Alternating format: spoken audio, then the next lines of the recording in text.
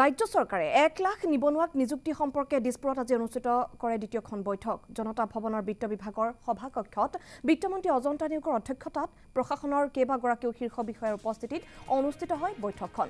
এই বৈঠকত ৰাজ্যৰ গৃহ স্বাস্থ্য আৰু শিক্ষা বিভাগৰ নিযুক্তিৰ ক্ষেত্ৰত অগ্ৰাধিকাৰ প্ৰদান কৰা হ'ব বুলি সদৰি কৰে বিত্তমন্ত্ৰী অজন্তা নেওগে আনহাতে নৱগঠিত জিলাকেইখনৰ বিভিন্ন বিভাগসমূহতো নতুন পদৰ সৃষ্টি কৰি নিযুক্তি দিয়াৰো পোষকতা কৰে মন্ত্ৰীগৰাকীয়ে বিভিন্ন বিভাগসমূহত খালি থকা পদ আৰু নতুনকৈ সৃষ্টি কৰিবলগীয়া পদসমূহৰ ৰূপৰেখা বিভাগসমূহক অহা 4 দিনৰ ভিতৰত বিত্ত বিভাগত জমা দিবলৈ নিৰ্দেশ দিয়ে বিত্তমন্ত্ৰী অজন্তা নেওগে